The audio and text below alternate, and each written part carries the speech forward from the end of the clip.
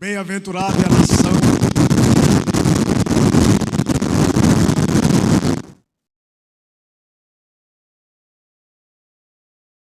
Deus é o Senhor e o povo que Ele escolheu para a sua herança. Vamos ler juntos a uma só voz?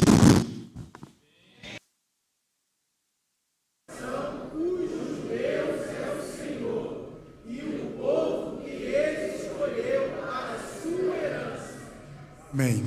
A nação precisa saber que a solução é Jesus Cristo. Este é o tema de missões nacionais.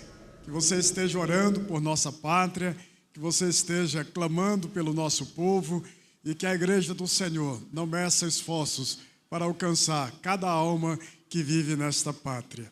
Nós vamos orar em gratidão a Deus por esta oportunidade, mais uma vez estarmos aqui reunidos na presença do Senhor para tributar honra, glória e louvores ao seu nome.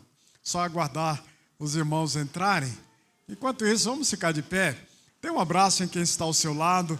Dê as boas-vindas em nome da igreja aos amados que estão aqui, aos visitantes. Sejam bem-vindos.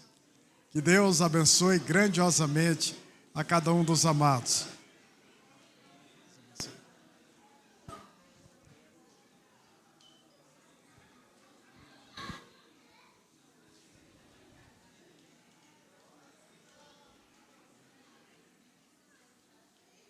Bruna, apresenta para nós, Bruna.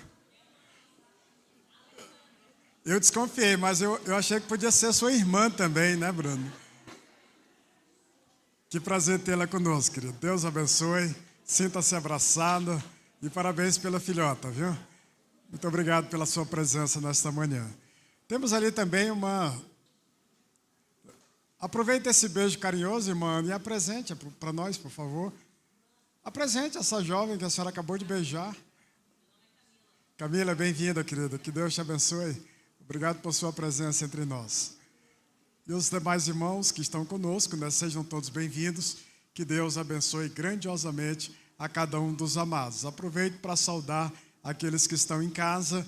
Que Deus abençoe grandiosamente a cada um dos amados. Curva a sua cabeça, feche seus olhos, vamos orar ao Senhor. Com gratidão, ó Deus bendito, nos apresentamos diante do teu altar. E aqui estamos para tributar honra, glória e louvores ao teu nome. Aqui estamos, ó Deus, para te adorar, porque entendemos que esta é a razão maior da nossa existência, adorar ao nosso Criador.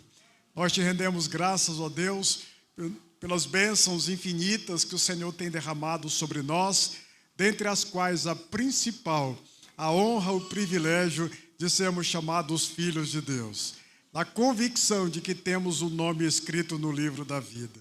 Da possibilidade, ó Deus, real, de desfrutarmos da intimidade com o Senhor. Muito obrigado, ó Pai, porque os céus se abrem, o acesso é concedido e os teus filhos aproveitam esta dádiva, esta bênção e se apresentam diante dos teus átrios com corações sinceros em adoração a Ti. Nós te louvamos, ó Deus, pela oportunidade de estarmos mais uma vez perante a face gloriosa do Senhor. E pedimos que tudo que aconteça neste culto, ó Deus, seja para nossa edificação, mas seja acima de tudo para a glória do Teu santo nome. Nós queremos ainda, ó Deus bendito, te louvar por Tua palavra que já tem abençoado a cada um por meio da escola bíblica dominical.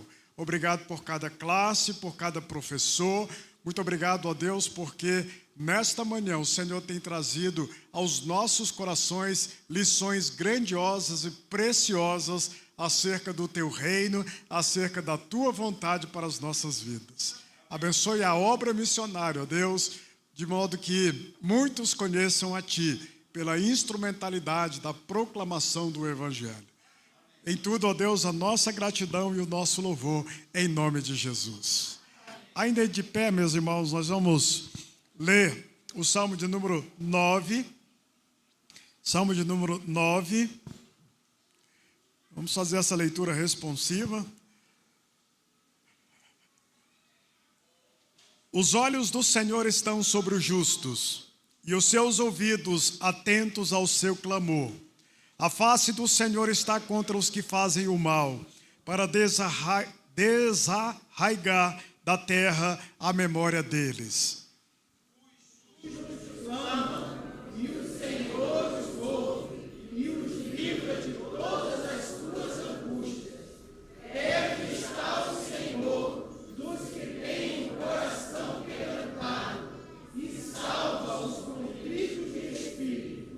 Muitas são as aflições do justo, mas o Senhor o livra de todas.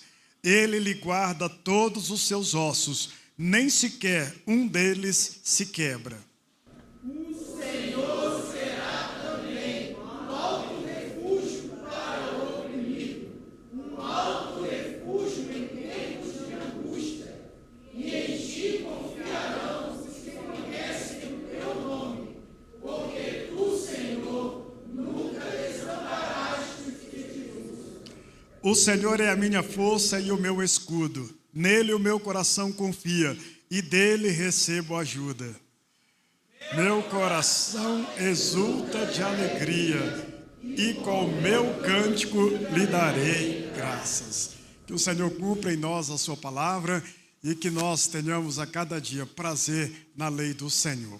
O gozo do Senhor. Vamos cantar durante este hino que estaremos entoando em louvor a Deus. Temos a oportunidade de consagrar, além das nossas vidas, consagrar os dízimos e ofertas ao Senhor.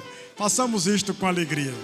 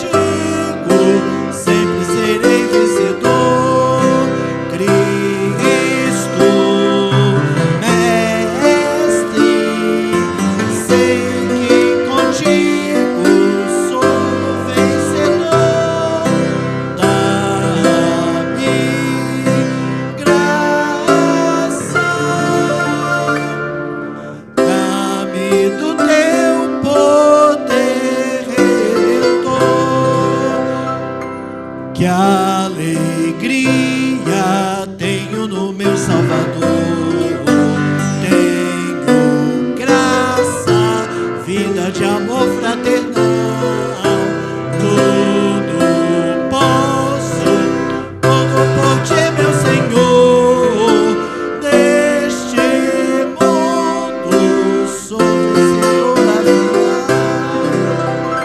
Cristo.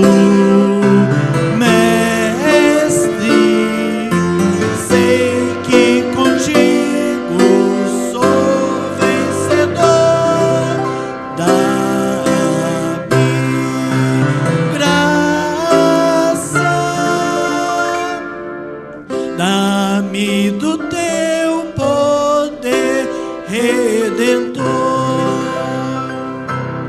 Não duvido, Cristo, meu mestre, de ti. Creio em tua rica promessa, Jesus. Não me deixes, nem me rejeites aqui.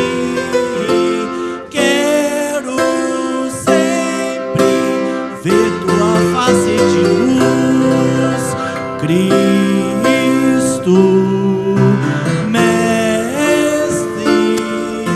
Sei que contigo sou vencedor. Dá-me graça, dá-me do teu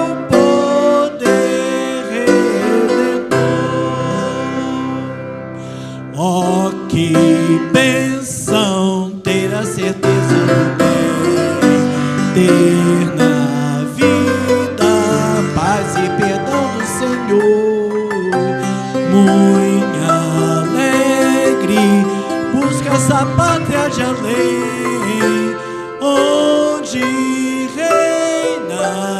Cristo Jesus, Rei de amor. Cristo, Mestre, sei que contigo sou vencedor. Dá-me graça, dá-me do teu poder redentor. Amém? Os irmãos podem tomar assento.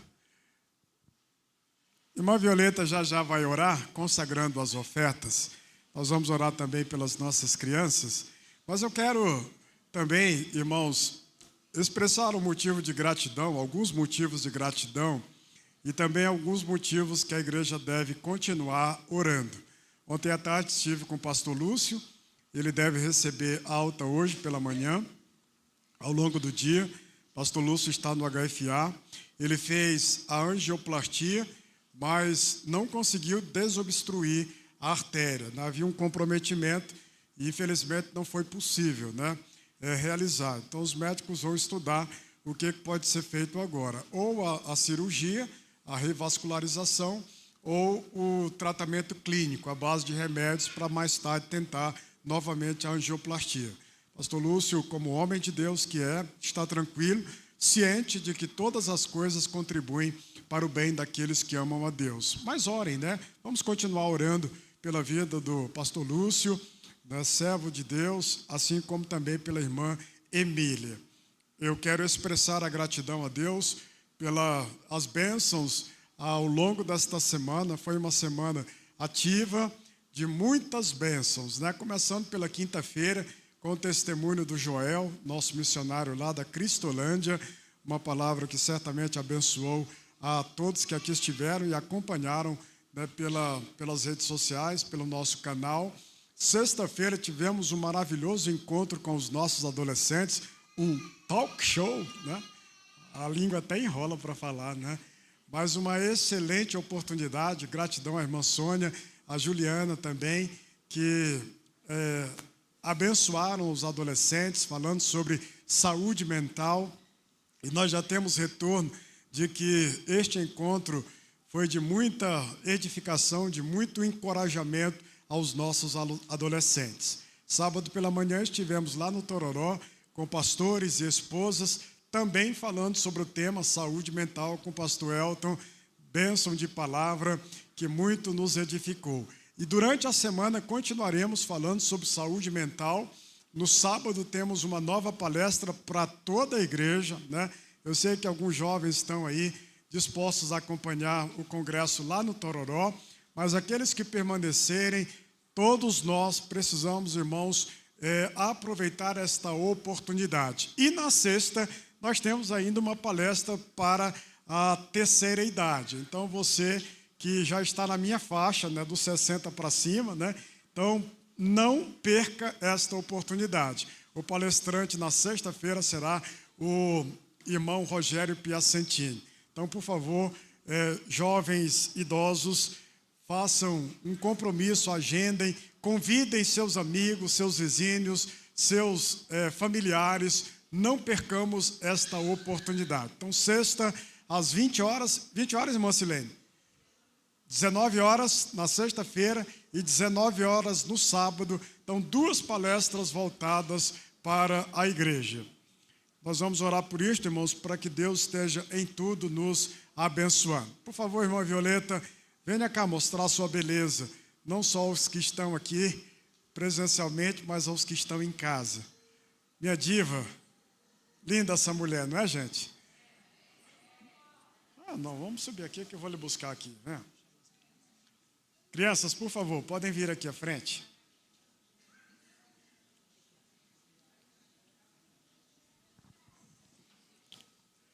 Crianças, por favor, venham aqui. Vem cá, Daniel. Vem cá, Daniel.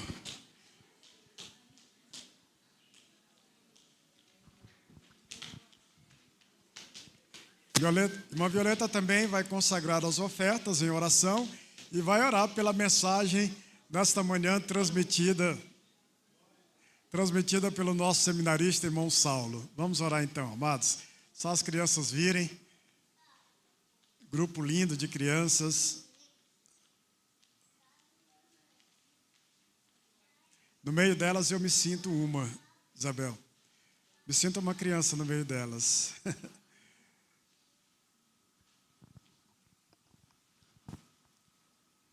Oremos. Senhor Deus e Pai, nós te agradecemos, ó Deus, por tudo que foi feito aqui na tua casa, pela palavra lida, ó Deus, pelos louvores, ó Pai. Nós te agradecemos, Senhor Deus, porque o Senhor é o Deus que cuida de nós, é o Deus que que nos tem orientado, ó Pai, é o Deus em quem nós confiamos, ó Deus. Agora, Senhor, nós queremos te entregar os dízimos e as ofertas e vidas, Senhor, entregue aqui no teu altar. Ó Deus, que seja tudo para a honra e glória do teu nome.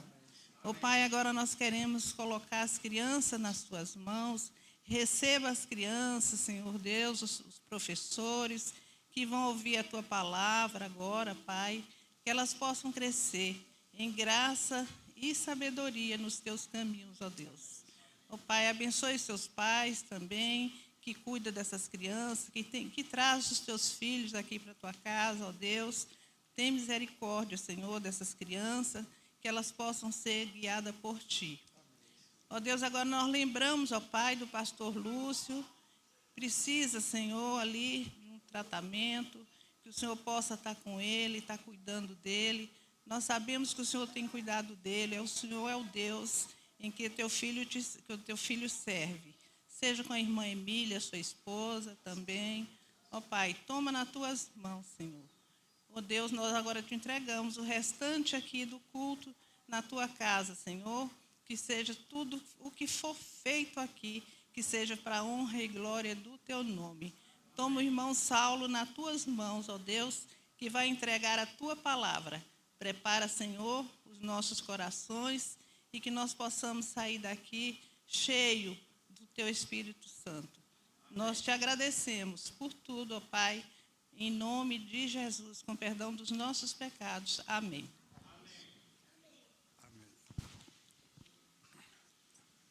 Só para ser justo, irmãos, deixa eu mencionar também o encontro da juventude na noite de ontem, um encontro maravilhoso, uma palavra extremamente abençoada. Pense num pregador, Douglas, menino bom. Um dia eu quero ser que nem ele, viu? Mas uma palavra maravilhosa, e entre tantas coisas que marcaram o nosso coração nesta mensagem, uma em especial, a intimidade com o Senhor é uma questão de decisão, é uma escolha pessoal. Então, que fique isso no coração, não somente dos jovens, mas no coração de cada um de nós. Intimidade com Deus é uma decisão pessoal, é uma escolha individual. E graças a Deus que os amados têm entendido que o melhor lugar do mundo para estar é na presença do Senhor, é diante do altar do Senhor. E não me refiro apenas no momento do culto, mas me refiro numa vida cuja a adoração é contínua, é ininterrupta. Quer comais, quer bebais, quer façais qualquer outra coisa, trabalhar, estudar, dirigir no trânsito, qualquer outra coisa, façais para a glória de Deus. Isso é intimidade com o Senhor. Irmão Saulo, que Deus o abençoe mais uma vez. Dispensa apresentações, né, irmãos?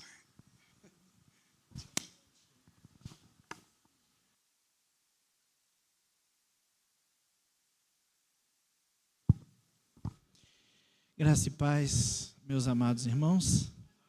É uma alegria imensa estar aqui novamente, trazendo a palavra de Deus. Agradeço novamente e sempre ao pastor pela confiança depositada, porque é uma alegria, mas é uma grande responsabilidade. E confesso que às vezes a gente não sabe por que Deus coloca alguma coisa no coração da gente, mas Ele sabe, né? E talvez a minha mensagem agora faça mais sentido por essa palavra. Eu não pude estar aqui ontem, né? Mas a questão de decisão pessoal, né? De santidade ser uma decisão pessoal, talvez tenha muito a ver com isso que a gente vai trazer hoje. Vamos abrir nossas Bíblias em Mateus 7. Eu queria ler os últimos versículos deste capítulo, de 24 a 29.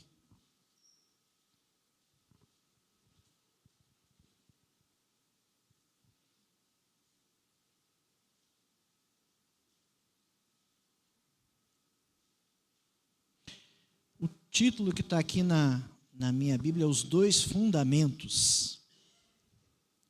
Todo aquele, pois, que ouve estas minhas palavras e as pratica, será comparado a um homem prudente que edificou a sua casa sobre a rocha. E caiu a chuva, transbordaram os rios, sopraram os ventos e deram com ímpeto contra aquela casa, que não caiu, porque fora edificada na rocha. E todo aquele que ouve as minhas palavras e não as pratica será comparado a um homem insensato, que edificou a sua casa sobre a areia. E caiu a chuva, transbordaram os rios, sopraram os ventos, e deram com ímpeto contra aquela casa, e ela desabou, sendo grande a sua ruína. Quando Jesus acabou de proferir estas palavras, estavam as multidões maravilhadas da sua doutrina, porque ele as ensinava como quem tem autoridade e não como os escribas. Vamos orar novamente? Senhor Deus, fala aos nossos corações, ó Pai, aplique a Tua palavra à nossa vida, Senhor Deus, que consigamos, através dela, modificar os comportamentos que precisamos modificar, no único intuito de fazer a Tua vontade e de servir a Ti. É no nome de Jesus que eu te oro. Amém. Talvez você, como eu, pense como eu pensava muitas vezes, sobretudo quando a gente é jovem, adolescente, de novo vai pregar nesse texto, eu já conheço, já ouvi, já decorei, já conheço essa parábola, já sei o que significa. Mas a Bíblia sempre tem coisas novas e Deus sempre pode falar coisas novas e diferentes através dele. Eu queria comentar um pouquinho sobre colocando a teoria em prática. Os capítulos 5, 6 e 7 de Mateus, Jesus vem pregando, falando o Sermão do Monte. E ele vem trazendo uma série de relembretes da lei, ele vem ressaltando coisas que a lei falava. Ele bota lá, ouvistes o que foi dito, e ele está citando partes da lei. E ele vem exemplificando e aplicando estes ensinamentos num padrão ético um pouquinho maior do que o dos escribas. Ele vem com eu, porém, vos digo. Essas frases a gente encontra por todo o capítulo 5, 6, e são divididos por temas, e é muito interessante, muito legal a gente ver e rever esse sermão. Mateus, ele coloca de uma forma um pouquinho mais cronológica as ações de Jesus, ele parece ser um pouco mais cuidadoso com a cronologia, então ele tenta colocar essas ações de uma forma que fazem sentido na linha do tempo. E o método de Jesus é um excelente mestre, um excelente professor na sua pedagogia, na sua técnica de ensinar, né? Ele sempre busca trazer exemplos práticos. Ele sempre está dando uma tentativa de dar uma concretude naquilo que ele está falando. Ele tenta trazer para o concreto. Ele coloca parábolas, ele coloca exemplos, ele tenta aplicar isso na vida das pessoas, né? Nós chamamos isso no nosso dia a dia de colocar a teoria em prática. A gente ouve falar alguma coisa, a gente aprende algum conhecimento, né? E aí a gente precisa, em alguns casos, porque algumas teorias a gente não consegue colocar em prática ainda, são mais para o nível da filosofia, e a gente precisa aplicar essas teorias no nosso dia a dia, essas ideias, esses conceitos no nosso dia a dia. É bem verdade que você deve ter ouvido uma frase por aí dizendo assim, mas a teoria na prática é outra, né? Na teoria, tudo é muito bonito, mas colocar em prática é difícil. Na faculdade que eu me formei, tinha no laboratório uma frase, e a gente às vezes fica pensando que aquilo ali é só brincadeira, mas a gente, ao longo do tempo, vai amadurecendo. E lá dizia assim, ó, teoria é quando tudo se sabe e nada funciona. A prática é quando tudo funciona e ninguém sabe por quê. Aqui nós conjugamos a teoria e a prática. Nada funciona e ninguém sabe por quê, né? E, infelizmente, muitas vezes é assim. Muitas vezes as coisas estão dando errado e a gente tem um montão de gente para explicar por que está dando errado, mas dali para colocar, para executar, não é uma coisa simples, não é uma coisa direta ou nem uma coisa factível, né? E às vezes a gente não tem nem ideia do que está acontecendo, por que está dando tudo errado. Eu fui atrás do dicionário para ver, né, no Miquelis, quais são os significados dessas palavras. Miquelis coloca vários significados para a teoria: conjunto de princípios, regras ou leis aplicados a uma área específica ou, mais geralmente, a uma arte ou uma ciência, sistema ou doutrina que resultam desses princípios, regras ou leis, conhecimento especulativo de caráter hipotético e sintético. Aqui já começou a uma teoria naquele sentido de algo que é irrealizável, né? Na filosofia, então, ele já coloca conhecimento abstrato, que se limita à exposição de caráter meramente especulativo, voltando para a contemplação da realidade em oposição à prática e ao saber técnico. Ou seja, no sentido filosófico da palavra, a teoria é algo que eu nunca vou pensar ou tentar em colocar em prática. Mas não era isso que Jesus estava fazendo, não. Ele estava resgatando a lei, ele estava relendo a lei, ele estava mostrando o que aquilo ali deveria significar e tentando exemplificar na vida das pessoas. Ouvistes o que foi dito, olho por olho, dente por dente. Não é isso? Eu, porém, vos digo que se alguém te ofender, né, se bater na direita, oferece à esquerda, se fizer andar 1 milha, anda 2, se pleitear a tua capa, dá também o resto, né? Algo que talvez não, muito certamente era algo muito complicado ali para o povo colocar em prática. Aliás, muitas vezes para a gente colocar em prática também, né? Alguém brigando comigo e eu deixa que Deus vai resolver. A teoria é bonita. Será que eu consigo colocar em prática? Será que eu busco colocar em prática? Prática, também de acordo com Miquelis, ato ou efeito de praticar, realização de qualquer ideia ou projeto, aplicação das regras e dos princípios de uma arte ou uma ciência, exercício de qualquer ocupação ou profissão, execução repetida de um trabalho ou exercício sistemático, com o fim de adquirir destreza ou proficiência. No nosso dia a dia, a gente tem várias teorias que a gente precisa colocar em prática. Muitas vezes a gente aprende uma coisa no campo teórico e eu preciso praticar, né? E a gente, quando vai procurar um profissional, a gente quer um profissional bom. Mas o que é um profissional bom? É aquele que tem prática, aquele que sabe o que está fazendo, né? Eu lembrei aqui do exemplo da autoescola. Será que eu contrataria uma autoescola para eu aprender a dirigir em que os professores não têm habilitação? Epa, não, mas o cara sabe tudo da teoria, ele vai dar aula teórica, né? Ele pode te ensinar tudo o que fazer. Será que eu confiaria nisso? Será que eu confiaria a passar por uma cirurgia para um médico recém-formado que não tem experiência? Pior ainda, né? Essa a gente não arrisca mesmo. A gente que é milico, que muda de casa e casa o tempo todo, né? Onde é que tem um mecânico de confiança? Já ouviram isso?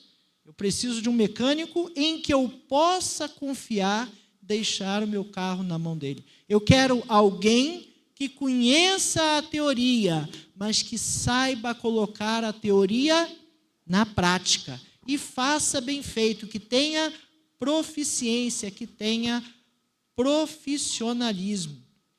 Eu fui atrás da palavra original lá da prática, né?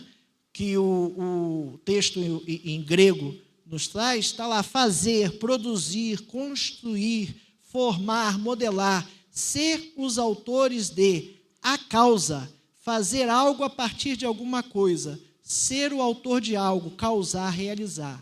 Prática aqui é no sentido de ser o agente ativo da ação.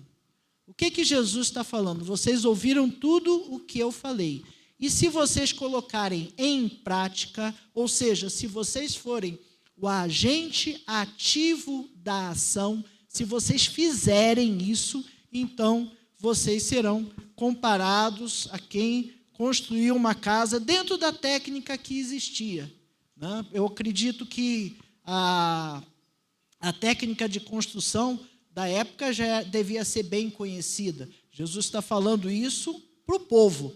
Então, possivelmente, todo mundo já sabia que uma edificação qualquer que seja tinha que ter um fundamento, tinha que ter uma sustentação, tinha que estar num terreno seguro, porque senão a edificação cairia. Ele está usando um exemplo do dia a dia, né? E ele busca mostrar isso aí. E aí a gente percebe no texto, pelo menos eu percebi, a teoria e a prática, ou a briga entre a teoria e a prática, nos 2 últimos versículos. Quando Jesus acabou de proferir essas palavras, estavam as multidões maravilhadas da sua doutrina, porque ele as ensinava como? Como quem tem autoridade, e não como os escribas. Ora, aqui, para mim, está claro que a população, que o povo que estava ouvindo ali, entendia que Jesus tinha a prática e os escribas eram teóricos. Sabe o que é teórico?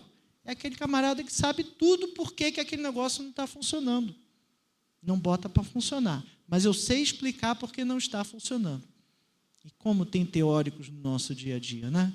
A gente tentando fazer um negócio na igreja, coisa dando errado. O que tem de gente para dizer o que está dando errado e por quê, é muito.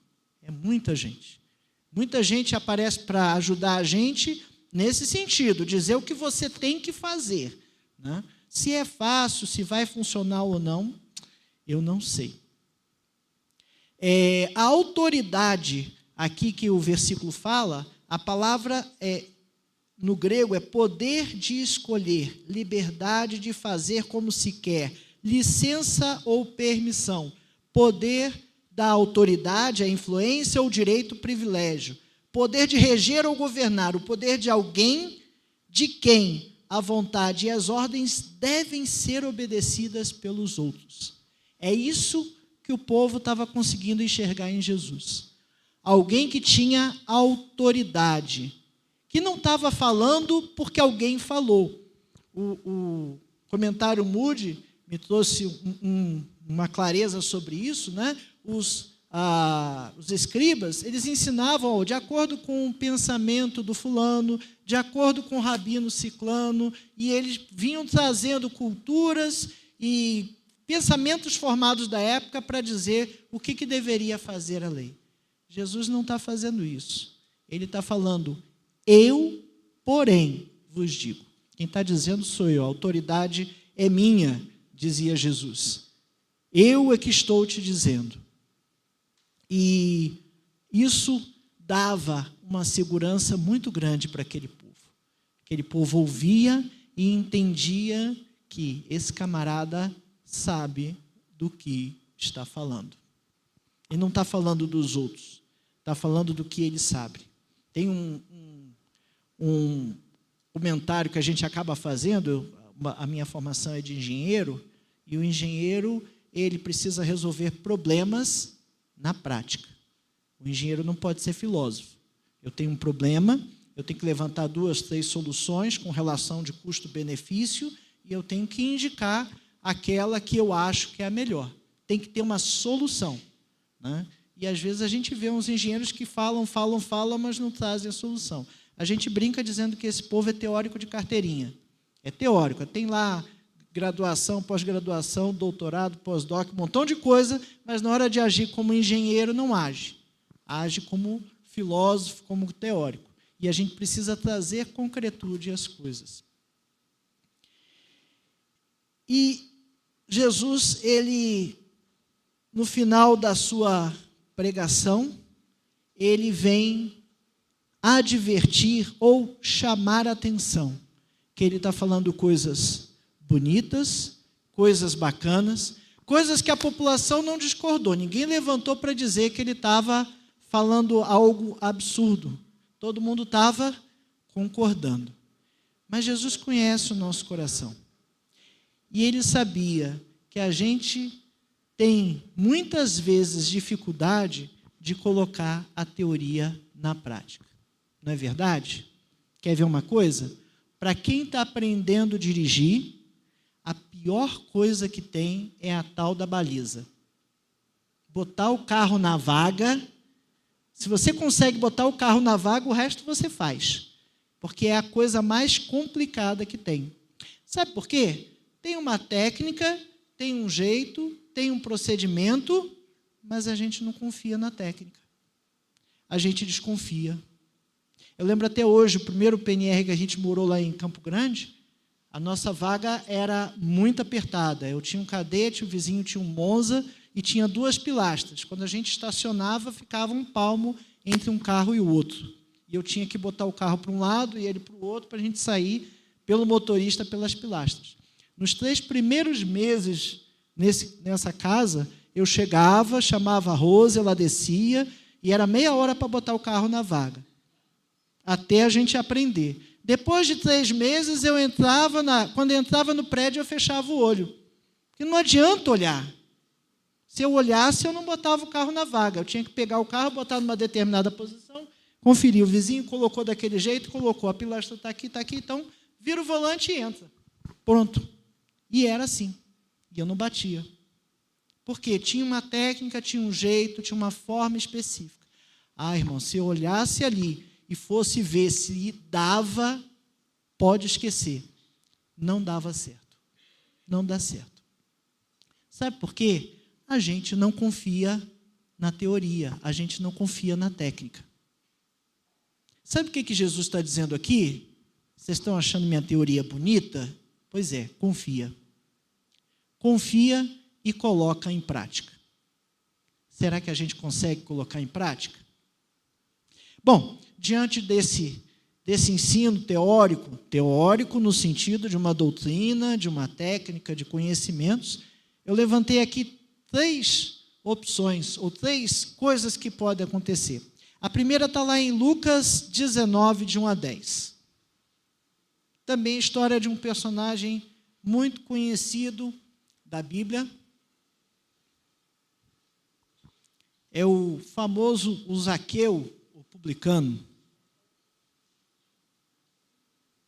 Lucas 19, de 1 a 10. Entrando em Jericó, atravessava Jesus a cidade, e eis que um homem chamado Zaqueu, maioral dos publicanos e rico, procurava ver quem era Jesus, mas não podia, por causa da multidão, por ser ele de pequena estatura. Então, correndo adiante, subiu a um sicômoro, a fim de vê-lo, porque ali havia de passar. Quando Jesus chegou àquele lugar, olhando para cima, disse-lhe: Zaqueu, desce depressa, pois me convém ficar hoje em tua casa. Ele desceu a toda a pressa e o recebeu com alegria. Todos os que viram isso murmuravam, dizendo que ele se hospedara com um homem pecador. Entre mentes, Zaqueu se levantou e disse ao Senhor: Senhor, resolvo dar aos pobres a metade dos meus bens, e se em alguma coisa tenho defraudado alguém, restituo 4 vezes mais. Então Jesus lhes disse: hoje houve salvação nesta casa, pois também este é o filho de Abraão. Aqui a gente já está numa fase um pouco mais à frente. Possivelmente Jesus já tinha pregado em vários lugares, aquela mensagem do Sermão do Monte possivelmente já tinha corrido vários lugares, não como um sermão escrito e publicado, isso não acontecia na época dessa forma, mas as pessoas contavam umas às outras. E o Zaqueu, coitado, baixinho, provavelmente levando bullying desde a sua infância, né? A gente sabe muito bem como é que é isso, né? Corre para subir numa árvore para ver Jesus passar. Ele quer ver quem é este que traz esses conhecimentos, estes ensinos de forma tão profunda. E Jesus para e olha para ele e manda ele descer e vai se hospedar na casa dele. O que era uma honra, era um privilégio. Jesus era entendido ali naquele ambiente como mestre, então era alguém que deveria, nesse sentido, ter algum destaque. Zaqueu era publicano. O que era o publicano? Publicano é o cobrador de impostos. Tá bom, cobrador de impostos para quem? Para Roma. Nesse ambiente, nesse tempo de Jesus, nós temos ali o Império Romano dominando quase todas, ou a maioria das nações em volta do Mediterrâneo. O Império Romano, ele dominava da seguinte forma: entrava e oferecia a paz. Eu não vou invadir as suas terras, desde que vocês me paguem tanto de imposto, tanto por mês, por semana, enfim, tanto de imposto. E aí, das duas uma, ou você entrava em guerra contra o exército romano, ou você pagava o imposto. Hoje a gente tem alguns exércitos fortes que, se resolverem fazer isso, né, a gente vai acabar pagando imposto. Mas, na realidade, a gente acaba pagando imposto de outras formas, mas deixa isso para lá, que não vem ao caso. O que Roma está fazendo ali é impor o que é chamado de Pax Romana. Jesus mais tarde vai falar: deixa a minha paz vos dou, não vou lá dou como o mundo a dá. E ele está falando dessa paz. Paz no sentido de Roma impõe um imposto para que Roma não invada Israel ou a terra dominada. Em torno disso, em volta disso, né, ele mantém uma determinada segurança. A gente vai ver que nesses tempos aqui, por exemplo, a pena de morte era apenas privilégio, era só os romanos que podiam decretar a pena de morte. Mas, para cobrar esse imposto, o que Roma fazia? Pegava alguém da população, alguém daquele povo, e este alguém é que iria cobrar imposto. E como é que ele sobrevivia? Cobrando algo a mais, né? Cobrando uma taxa acima. A gente faz isso com as obras, por exemplo, né? Vou fazer a reforma aqui, eu contrato uma empresa que vai mandar botar o piso e vai contratar um ladrilheiro, que vai cobrar X, eu vou cobrar, sei lá, 10% a mais. Eu vou trocar o telhado, vou botar alguém lá, vou cobrar mais alguma coisa. Vou fazer uma instalação elétrica, vou pagar o eletricista e vou cobrar mais alguma coisa. Até certo ponto, é normal, digamos assim, esse tipo de taxar um pouco a mais. Mas os publicanos, eles eram muito mal vistos de várias formas. Primeiro, porque estavam cobrando imposto para Roma, para o país dominante. Vocês acham que Israel gostava dos romanos? Ninguém gostava, né? Ninguém gostava. Então, o publicano, ele se colocava, apesar de ser israelense, ser da tribo de Judá, ser dali do povo, ele se colocava como amigo de Roma, ou pelo menos o pessoal via assim. E fazia uma coisa chata, que era cobrar. Alguém gosta de cobrar alguma coisa? Não, né? Ninguém gosta de ser cobrado, mas ele fazia isso. E acontecia, e muitas vezes acontecia, que o cobrador de impostos cobrava muito a mais, e enriquecia. E, obviamente, botava a culpa em quem? Em Roma. Não tinha portal da transparência naquele tempo, não tinha nada publicado na internet, então ele cobrava e dizia que era Roma que estava cobrando, ponto. Mas ele aparecia com roupas bonitas, com casas bonitas, com cavalo, enfim, com riquezas que o povo via que o camarada estava enriquecendo. Então, todos os publicanos, e de vez em quando você vai ver isso aí, esse tipo de personagem aparecendo na Bíblia, eles eram muito mal vistos. E quando Jesus resolve ficar na casa de um publicano, aí a coisa fica estranha mesmo. Na casa dele, logo na casa dele, desse camarada que rouba a gente, desse camarada que trabalha para o inimigo, desse camarada que faz o que não é certo, o que não é honesto. Zaqueu, ele prontamente entendeu quais eram os seus problemas. Talvez isso não tenha acontecido naquele momento que ele viu Jesus. Talvez ele já tivesse com aquilo remoendo no seu coração. Talvez ele já tivesse, ele sabia da fama dos publicanos, ele sabia como ele era visto, ele sabia como as pessoas o enxergavam. E quer saber de mais? Ele dava razão para essas pessoas. Ele sabia que ele estava errado. Quando Jesus resolve ficar na casa dele, o que ele resolveu fazer? Ele resolveu colocar em prática, logo, tudo aquilo que Jesus ensinou. Se eu defraudei alguém, que ele sabia que defraudou. Aqui, Senhor, resolvo dar aos pobres a metade dos meus bens. Eu tenho demais e não preciso, vou me desfazer disso. Né?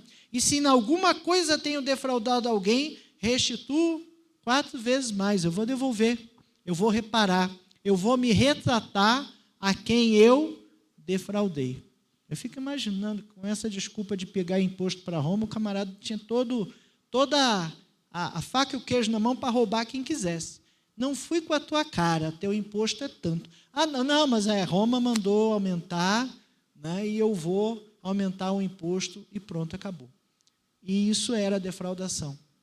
O trabalho já era ruim, já era ingrato, mas ele não precisava se locupletar, ele não precisava se enriquecer com aquilo. Ele identificou logo o que estava errado na vida dele, prontamente vou colocar em prática. E aí, já fazendo o link com a mensagem de hoje, ontem que eu não ouvi, foi uma questão de decisão. Ele decidiu ser o agente ativo desta ação. De fazer o quê? De colocar em prática aquilo que Jesus estava ensinando. Porque era fácil? Não, não era fácil. Porque ele ia conseguir fazer? Ele ia tentar, ele ia buscar, ele ia fazer de tudo para corrigir, para converter o seu caminho. Tem um segundo exemplo, não foi um exemplo bom, do que a gente pode fazer perante a teoria. O primeiro foi colocar logo em prática, o segundo foi não colocar em prática. Mateus 19, versículos 16 a 22, também conta uma outra parábola, na realidade não é uma parábola, é uma situação que aconteceu com Cristo. É o mancebo de qualidade, como é visto, como é dito em algumas versões da Bíblia, ou o jovem rico aqui. E eis que alguém, aproximando-se, lhe perguntou: Mestre, que farei de bom para alcançar a vida eterna? Respondeu-lhe Jesus: Por que me perguntas acerca do que é bom? Bom só existe um. Se queres, porém, entrar na vida, guarda os mandamentos. E ele lhe perguntou: quais? Jesus respondeu: não matarás, não adulterarás, não furtarás, não dirás falso testemunho, honra o teu pai e a tua mãe, e amarás ao teu próximo como a ti mesmo. Replicou-lhe o jovem: tudo isso tenho observado, que ainda me falta?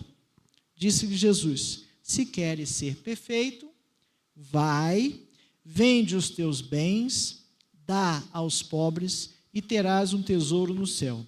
Depois vem e segue.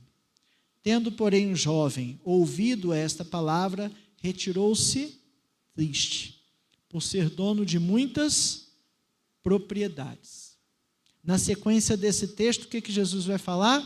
Ele vai falar do problema de ser rico, da dificuldade de um rico entrar no reino dos céus. Ele não vai falar da impossibilidade, até mesmo porque não é impossível. Na Bíblia a gente tem o exemplo de Abraão e de Jó, que eram homens ricos, homens de posse, mas eram homens tementes a Deus. O problema não é a riqueza, o problema é o apego a elas. Eu acho que quando Jesus falou para aquele moço, desfaz de tudo que você tem, vem e me segue, ele deve ter pensado, mas como é que eu vou conseguir fazer isso? Como é que eu vou viver sem a minha casa, sem o meu carro, sem os meus bens, sem o meu tesouro? Que segurança eu vou ter na vida para viver desse jeito? Como eu vou sobreviver? Vou comprar comida como? Vou vestir o quê? Morar onde? São as ansiedades do nosso dia a dia, né? Mas o que Jesus está dizendo para ele é que estas coisas eram para ele um peso, que estas coisas o impediam de ser perfeito. Mateus 6:21 fala lá, porque onde está o seu tesouro, aí está o seu coração. E tesouro aqui é dinheiro? Não, aqui tesouro é o que é mais importante e precioso para você. E eu chamo a atenção que não é o importante e precioso monetariamente. É o importante e precioso que eu dou valor, que eu dedico tempo, que eu invisto em fazer. O que eu tenho investido em fazer? Outra comparação que Jesus vai usar aí é o camelo, mais fácil o camelo passar pelo fundo da agulha. Existe ali uma explicação que seria para o camelo tirar as cargas para entrar em Jerusalém, mas o comentário Moody nos diz que não, que tem um outro provérbio que usa o elefante, e o camelo era a maior besta conhecida deles ali, o maior animal conhecido deles. E o fundo da agulha era a menor abertura conhecida, e a ideia era a impossibilidade. Mas não a impossibilidade, como eu disse, por conta de ser rico, mas porque a riqueza era o seu tesouro. E o seu coração estava na riqueza. A propriedade que ele tinha eram as suas realizações. O que você não fez na vida? Tudo isso aqui. Né? Tudo isso eu ganhei, tudo isso eu comprei, tudo isso eu construí, tudo isso eu fiz. Essa era a realização da vida dele. Isso que lhe dava segurança. Naquela época havia uma cultura ainda de que a riqueza significava as bênçãos de Deus. O cara que era rico era um cara abençoado. Aliás, isso de vez em quando aparece por aí, né? Às vezes a gente acha que o camarada é rico, então ele é abençoado. Não necessariamente, dependendo de como fez a sua riqueza, ele pode já estar quase todo já no inferno. Né? A lei apontava para o pecado. E esse camarada a resposta dele parece de alguém que cumpre a lei, mas cumpre a lei pelas aparências. Não matarás. Nunca matei ninguém.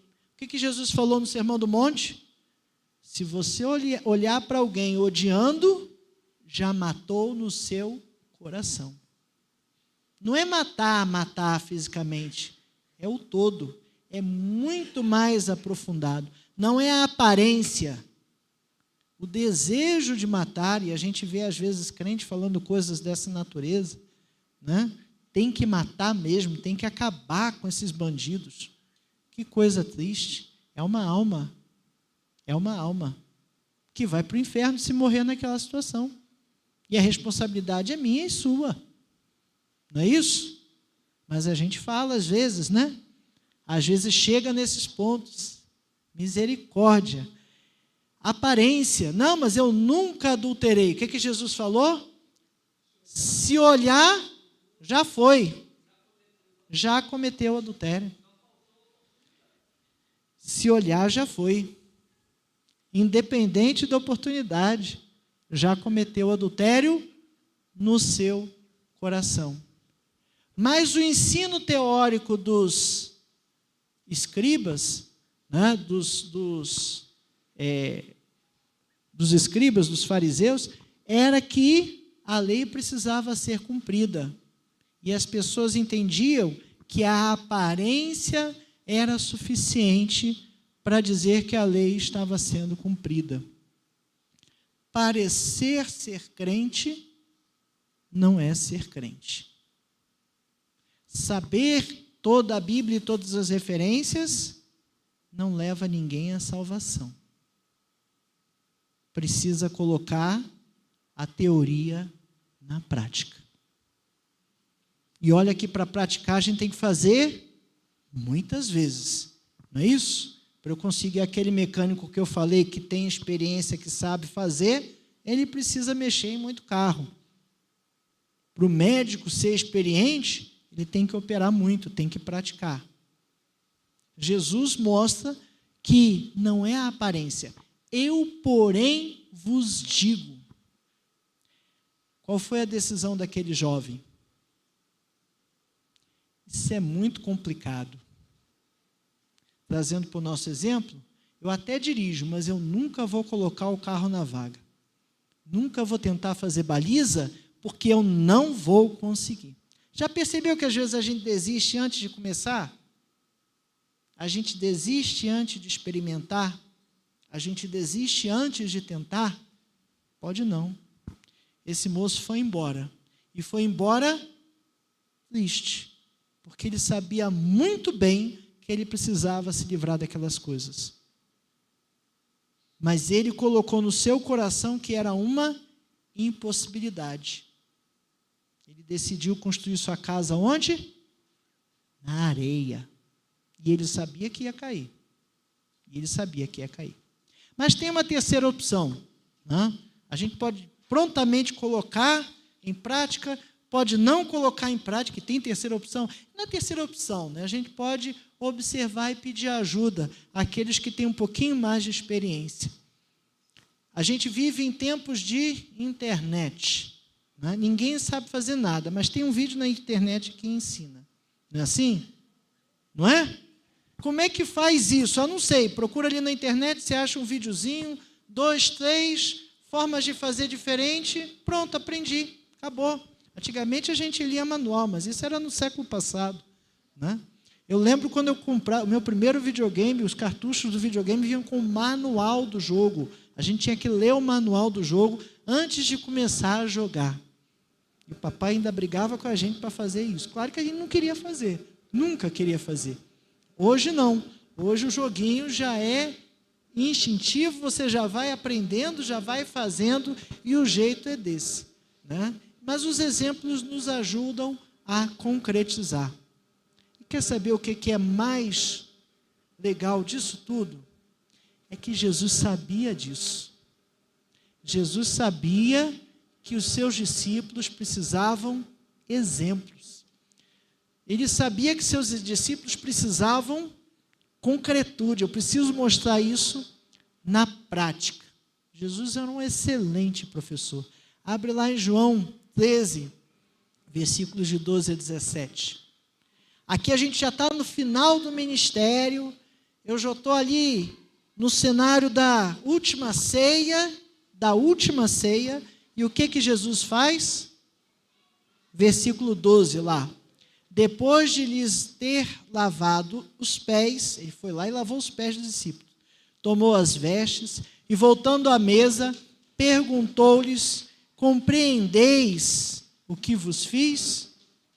Vós me chamaste mestres, e os dizem bem, porque eu sou. Ora, se eu, sendo o Senhor e o mestre, vos lavei os pés, também vós deveis lavar os pés uns dos outros. Porque eu vos dei o exemplo. Ali está sendo totalmente claro. Se alguém teve dúvida, eu vou desenhar. É isso que Jesus praticamente está dizendo. Ó. Porque eu vos dei o exemplo, para que, como eu vos fiz, façais vós também.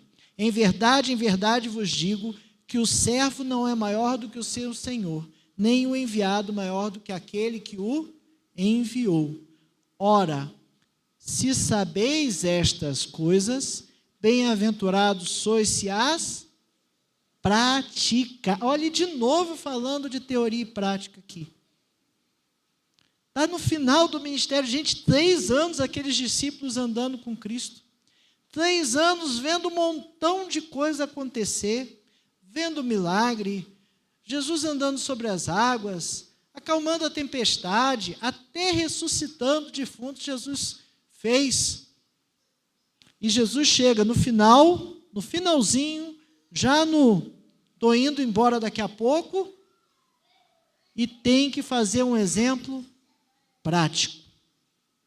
Ele conhecia o coração dos seus discípulos. Ele conhecia os seus alunos. E aí tem uma piada de professor, diz que juntaram vários professores no avião, colocaram na cabeceira da pista para decolar, e aí o piloto, educadamente, senhoras e senhores professores, temos a honra de informar que este avião que os senhores estão foi projetado por seus alunos. Aí começou aquela correria, aquela gritaria, meu Deus do céu. Aí tinha um professor quietinho lá sentado, né? Você não está preocupado? Eu falei, eu não. Se esse avião foi feito pelos meus alunos, não vai nem sair do chão, fica tranquilo. Jesus conhecia os seus alunos. Ele conhecia os seus discípulos. E ele nos conhece.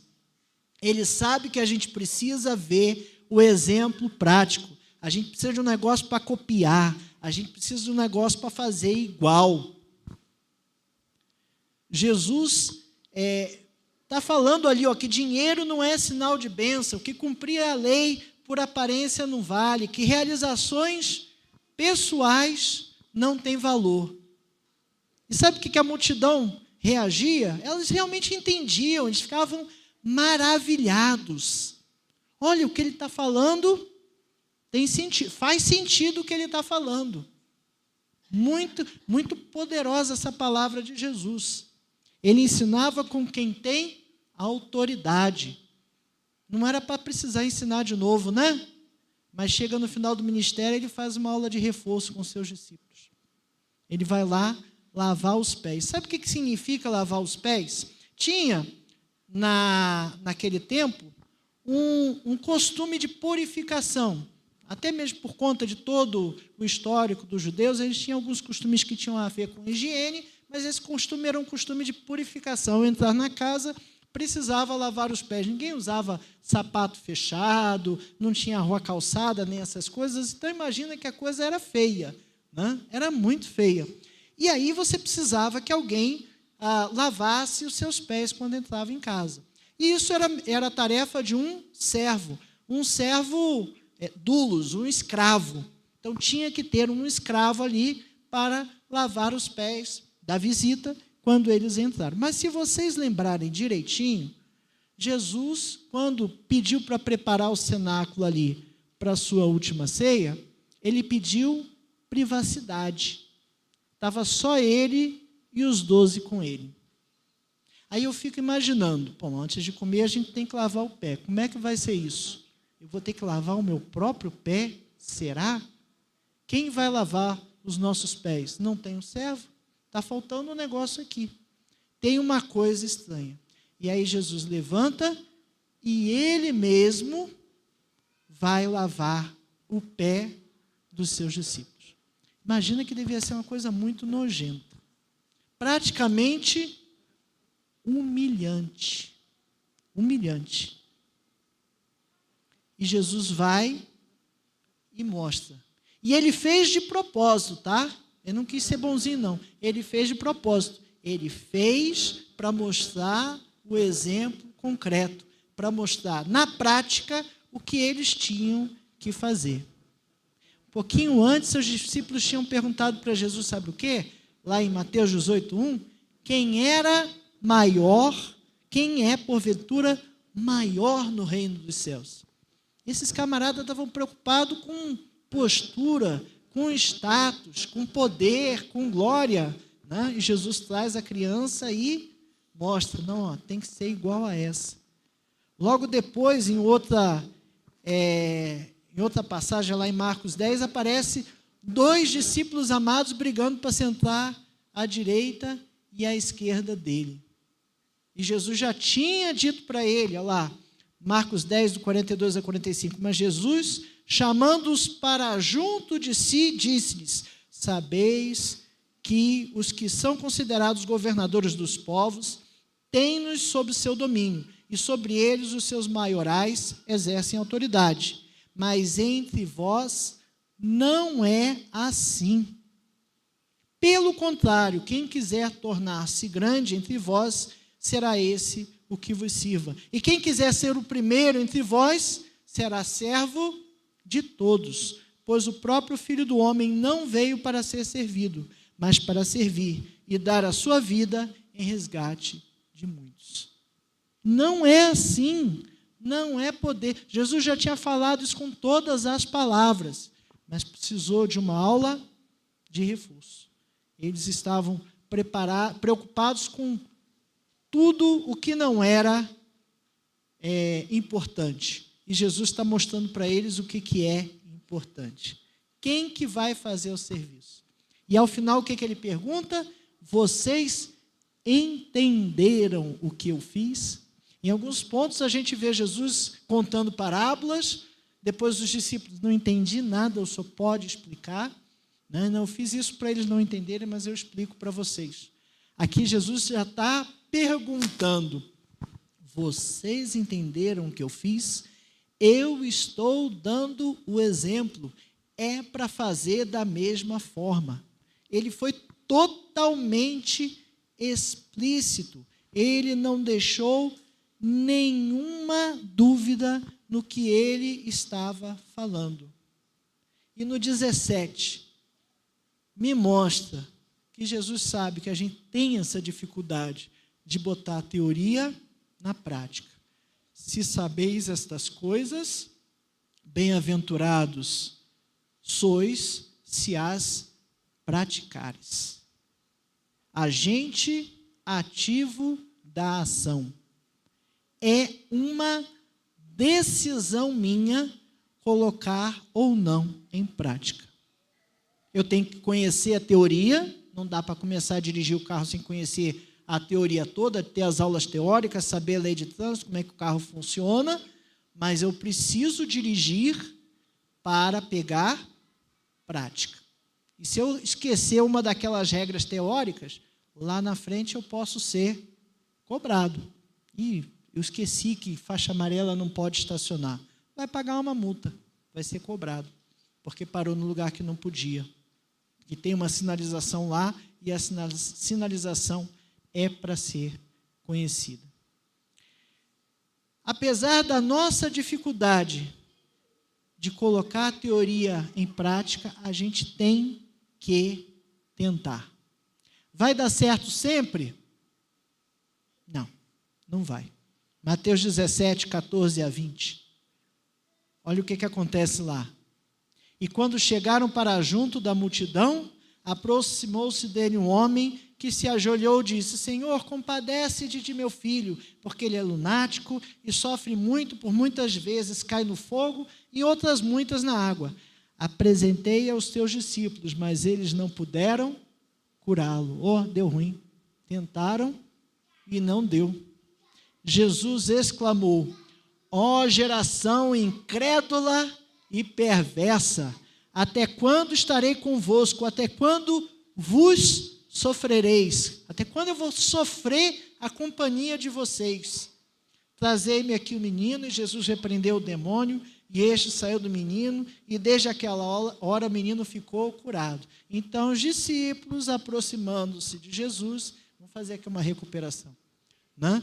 Perguntarem em particular, porque deviam estar morrendo de vergonha, por que motivo não podemos nós expulsá-los? E Jesus respondeu, por causa da pequenez da vossa fé. O que eu falei? Por que a gente não bota a teoria, a técnica na prática?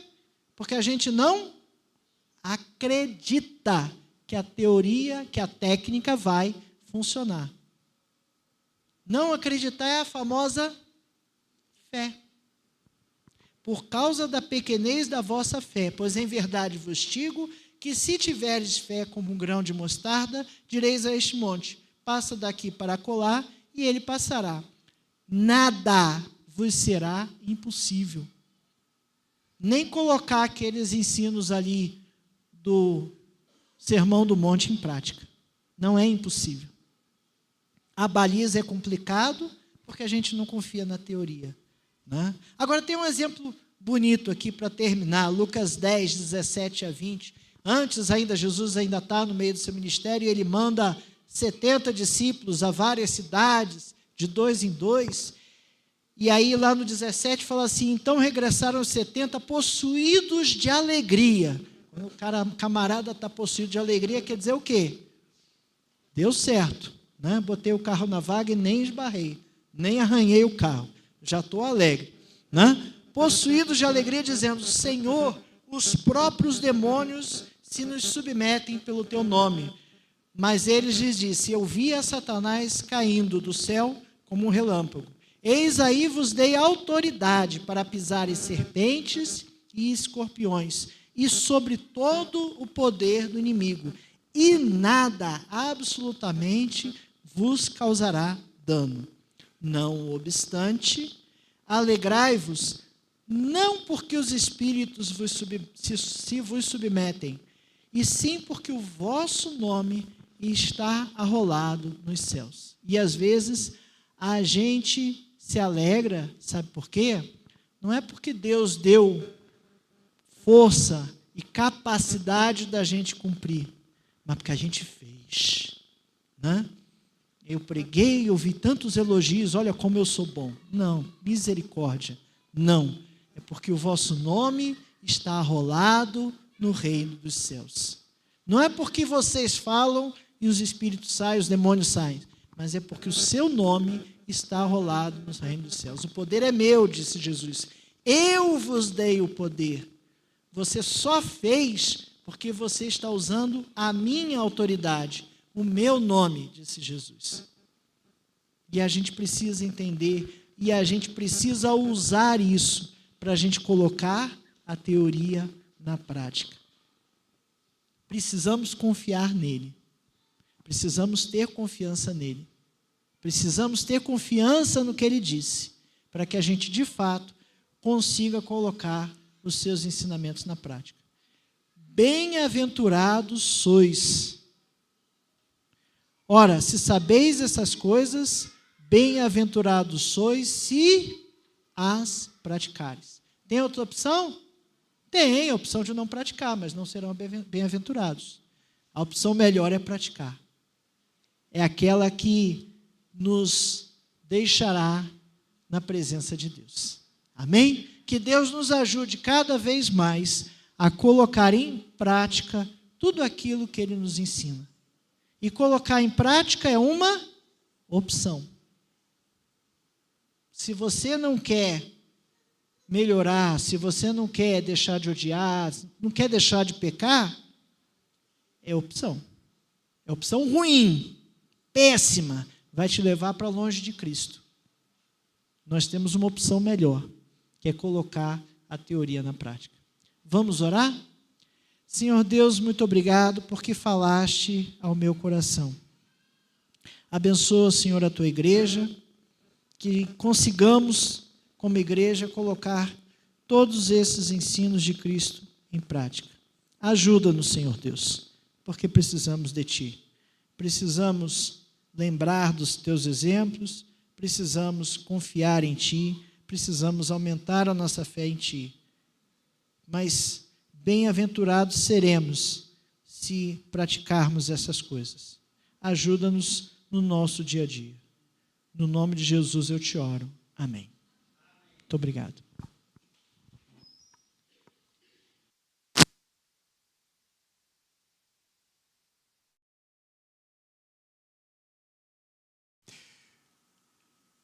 Um homem sobe a árvore para podá-la, despenca de uma altura de 7 metros. Tem que operar, pulsos quebrados. Atualiza para nós a situação, Luciane.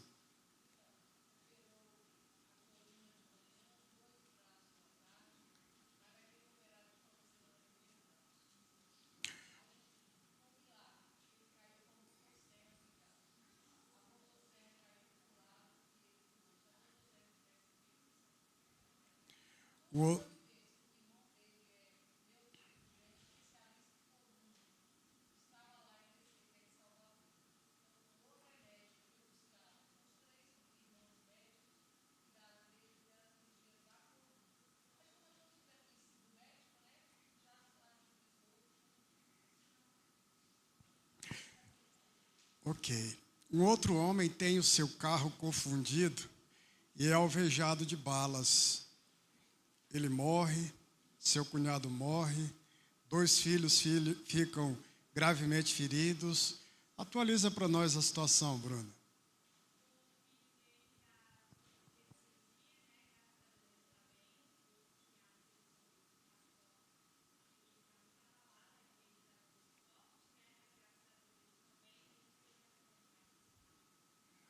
Maravilha. 2 famílias pelas quais nós temos orado, irmãos. E eu estou citando esses 2 casos apenas como, entre tantos outros, casos que trazem muita angústia às famílias. Nós estamos vivendo um tempo assim, de muita angústia, de muita tristeza, de muita luta. E é por isso que nós precisamos nos apegar mais e mais à palavra do Senhor. É por isso que nós precisamos cuidar da nossa saúde mental. Convido os irmãos, hoje à noite nós vamos ter mais uma palavra sobre isso. Alguém que está vivendo experiências extraordinárias com Deus, no momento seguinte está pedindo a morte, enclausurado. Pastor Enio, pode vir aqui para orar por nós? Então, a vida é assim, irmãos, você pode estar no momento, no alto da montanha, no momento seguinte você está no vale. E é preciso que nós estejamos preparados para isso, é preciso que estejamos resguardados pela poderosa mão de Deus. O que leva um homem a querer a morte? Como é que o homem sobrevive no momento de angústia? Como é que Deus trata alguém em meio aos vales? As respostas eu dou para você à noite. Te convido para estar aqui ouvindo a palavra do Senhor. Oremos. Senhor nosso Deus, te agradecemos, ó Pai, pela palavra que trouxeste ao nosso coração. Te agradecemos pela certeza de que não nos faltam exemplos para colocarmos em prática tudo aquilo que Tu desejas que nós cumpramos como Teus servos, como Teus filhos. Te pedimos, Senhor, a Tua unção, a Tua misericórdia, a Tua proteção, a Tua direção em todos os momentos da nossa vida, diante das dificuldades, diante das enfermidades, diante das frustrações e dos problemas, que são tantos, Pai, mas que nós jamais percamos de vista o exemplo de Jesus na cruz do Calvário, no seu amor, na sua graça. Muito obrigado, Senhor, por tudo que falaste ao nosso coração nesta manhã. Continue abençoando a vida do irmão Saulo e da sua família. Te pedimos também bênção especial para todos aqueles que se encontram impossibilitados de estar aqui conosco, estão convalescendo nos seus leitos. Te agradecemos pela a boa recuperação que a irmã Helena tem apresentado. Continua sustentando, Senhor, a Tua serva, que em breve nós possamos contar com ela aqui. De igual maneira, nos pedimos pela vida do pastor Lúcio, desse procedimento que foi realizado, que Tu possa estar com a Tua mão de misericórdia, a Tua mão de poder sobre a vida dele, Senhor, e em breve também essa situação possa ser superada. Também te peço por essas famílias que foram citadas aqui pelo pastor Evaldo, que têm passado momentos de provações, Senhor.